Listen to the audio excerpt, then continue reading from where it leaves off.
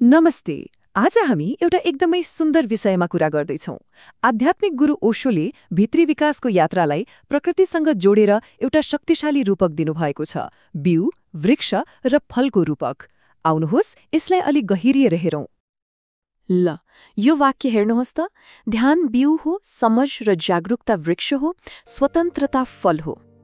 सुन्दा कति सरल लाग्छ हैन, तर यसमा एउटा पूरै यात्रा लुकेको छ। आखिर ध्यान कसरी बिउ हुन सक्छ, अनि त्यो बिउबाट जागरूकताको रुख कसरी उम्रिन्छ, र अन्त्यमा स्वतन्त्रताको फल कसरी लाग्छ? आउनुहोस् यही यात्रालाई हामी एक एक गरेर बुझ्ने कोसिस गरौँ। अब यात्रा सुरु हुन्छ पहिलो चरणबाट, ध्यानको बिउ। सोच्नुहोस् त, जति सुकै ठूलो विशाल रुख किन नहोस्, त्यसको सुरुवात त एउटा सानो मसिनो बिउबाटै भएको हुन्छ। हो, ठिक त्यस्तै हो भित्री रूपान्तरणको यात्रा पनि। र त्यो यात्राको पहिलो पाइला, त्यो सानो बिउ, त्यो हो ध्यान। हेर्दा सानो, तर त्यसैभित्र चेतनाको विशाल वृक्ष बन्ने पूरै सम्भावना लुकेर बसेको हुन्छ। त्यसो भए ध्यान भनेको के हो त? के यो आँखा चिम्लेर बस्ने एउटा क्रिया मात्र हो? होइन, यो त एउटा गुण हो, हुनुको गुण। बाहिरको दौडधुपबाट फर्केर आफ्नो भित्रतिरको यात्रा सुरु गर्ने कला हो यो। एउटा यस्तो अवस्था जहाँ तपाईँ स्थिर भएर बस्न सुन्नुहुन्छ, साक्षी बन्नुहुन्छ, केही पनि राम्रो वा नराम्रो भनेर छुट्याउनुहुन्न, जे जस्तो छ त्यसलाई त्यस्तै देख्नुहुन्छ। अब ध्यानको बारेमा धेरैलाई एउटा भ्रम हुन्छ। धेरैले सोच्छन् कि ध्यान भनेको कुनै एउटा चिजमा मनलाई जबरजस्ती केन्द्रित गर्नु हो, तर होइन, त्यो एकाग्रता हो, ध्यान होइन।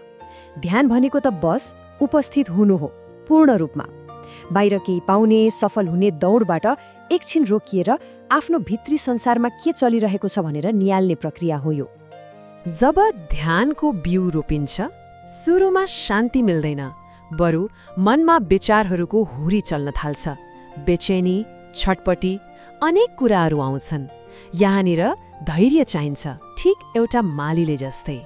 त्यो बेचैनीसँग नभागी त्यसलाई सामना गरेपछि मात्र बिस्तारै बिस्तारै शान्ति छाउन थाल्छ।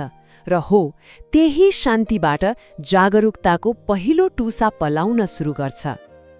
यो कुरालाई अलि ध्यान दिएर सुनौ है। हामी अक्सर आफ्नो भित्री अन्धकार, आफ्नो पीडा, आफ्नो भ्रमबाट भाग्न खोज्छौँ, त्यसलाई नराम्रो मान्छौँ।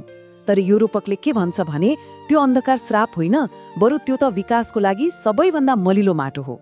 सोच्नुहोस् त, बिउ पनि त अँध्यारो माटो मुनि नै टुसाउँछ नि, होइन र? हो, त्यसरी नै चेतना पनि कठिन अवस्थाहरूको सामना गरेपछि नै फुल्ने हो।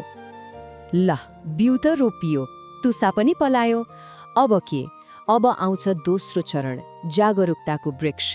ध्यानको त्यो सानो बिउले अब जरा गाड्न थाल्छ र बिस्तारै एउटा रुखको रूप लिन्छ। त्यो रुख के को हो? त्यो हो समझ र जागरूकताको रुख। मौनतामा रोपिएको त्यो बिउ अब चेतनाको विशाल वृक्ष बन्न तयार भएको छ। यो जागरूकताको रुख एकदमै रमाइलो छ। यो एकैपटक दुईतिर बढ्छ। यसको जरा त्यो भित्र गहिराईमा जान्छ। हाम्रो अचेतन मनमा लुकेर बसेका बानीहरू, डरहरू, इच्छाहरू, ती सबैलाई खोतल्दै प्रकाशमा ल्याउँछ। अनि यसका हाँगाहरू ती बाहिर फैलिन्छन्, संसारप्रति, अरूप्रति करुणा र संवेदनशीलताको रूपमा। भनेपछि यो त भित्र र बाहिर दुवैतिरको सन्तुलित विकास रहेछ। अनि जब यो जागरूकताको रुख बढ्दै जान्छ, एउटा अचम्मको कुरा हुन्छ। ध्यान भनेको अब बिहान बेलुका गर्ने कुनै छुट्टै काम रहँदैन। जीवन नै ध्यान बन्न थाल्छ। जस्तै जब पूर्ण होसका साथ हिँडिन्छ, तब त्यो हिँडाइ नै ध्यान बन्छ। त्यस्तै जब हामी खान बस्छौँ अनि हरेक गाँसको स्वाद, त्यसको गन्धलाई पूर्ण रूपमा महसुस गरेर खान्छौँ, तब त्यो साधारण खाना खाने काम पनि एउटा गहिरो ध्यान बन्न पुग्छ। र अन्तमा जुन काम हामी 24 घण्टा गर्छौँ तर कहिल्यै याद गर्दैनौँ, त्यो हो सास फेर्ने काम। जब त्यो सास भित्र गएको र बाहिर आएको कुरामा होस पुग्छ, तब त पुरै जीवनै एक निरन्तर ध्यानको अवस्था बन्दैन र? त्यसो भए यो जागरूकताले काम कसरी गर्छ त? के यसले हाम्रा नराम्रा बानीसँग लडाईँ गर्छ? गर्दैन। जागरूकता त आगो जस्तै हो, वा भनौँ प्रकाश जस्तै हो। अन्ध्यारो कोठामा तपाईँले अन्ध्यारोलाई धकेलेर बाहिर निकाल्नु पर्दैन नि, होइन? बस एउटा बत्ती बाल्दिए पुग्छ। हो, जागरूकताको प्रकाशले पनि मनका भ्रम, अहंकार र झुटो कुराहरूलाई त्यसै गरी स्वतः हटाइदिन्छ। बाँकी रहन्छ त केवल सत्य। ल, बिउ रोप्यो, रुख पनि बढ्यो। अब के को पालो? फलको पालो। हरेक रुखको यात्रा फलमा पुगेर नै त पूरा हुन्छ। हो, यो ध्यान र जागरुकताको यात्राको अन्तिम सबैभन्दा मिठो फल हो स्वतन्त्रता। यो भनेको चेतना जब पूर्ण रूपमा पाक्छ, परिपक्व हुन्छ, तब आउने अवस्था हो। तर यो कस्तो स्वतन्त्रता हो? यो हामीले सोच्ने जस्तो राजनैतिक वा सामाजिक स्वतन्त्रता होइन। यो त भित्री स्वतन्त्रता हो, अस्तित्वगत स्वतन्त्रता। भनेको आफ्नो डर, आफ्नो इच्छा, आफ्नो मनको बन्धनबाटै मुक्त हुनु। यो केही छान्ने स्वतन्त्रता मात्र होइन, यो त छान्नुपर्ने अवस्थामै नपुग्नु हो। र यो कुनै मेहनत गरेर पाउने पुरस्कार पनि होइन, यो त बस एउटा प्राकृतिक परिणाम हो। यो कुरा बुझ्न एकदमै जरुरी छ। स्वतन्त्रतालाई कमाउन सकिँदैन, किनभने कमाउने प्रयास त सधैँ अहङ्कारले गर्छ। यसलाई त बस हुन दिनुपर्छ। सोच्नुहोस् न, रुखले फल फलाउन कुनै सङ्घर्ष गर्छ र? गर्दैन नि। ऊ त बस बढ्छ र समय आएपछि फल आफै लाग्छ। हो, चेतना जब परिपक्व हुन्छ, स्वतन्त्रता पनि त्यसै गरी एकदमै सहज रूपमा फुल्न थाल्छ। त्यसो भए यो पुरै रूपकको सार के हो त? यसले हामीलाई एउटा व्यावहारिक बाटो देखाउँछ। त्यो हो आफ्नो भित्री संसारको माली आफै बन्ने।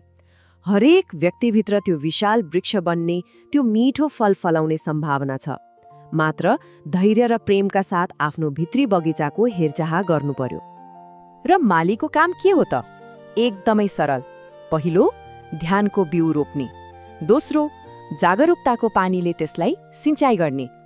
र तेस्रो र सबैभन्दा महत्त्वपूर्ण, धैर्य राख्ने अनि स्वतन्त्रताको फल आफै फल्न दिने। यो पूरै प्रक्रिया एकदमै प्राकृतिक छ। अब यो सबै कुराको अन्त्यमा एउटा प्रश्न सोध्न मन लाग्यो। आफ्नो भित्रै बगैँचामा त्यो रूपान्तरणको यात्रा सुरु गर्न आज कुन बिउ रोप्ने विचार छ त? यो प्रश्नको जवाफ अरू कसैसँग छैन। यो त हरेकले आफैभित्र खोज्नुपर्ने कुरा हो।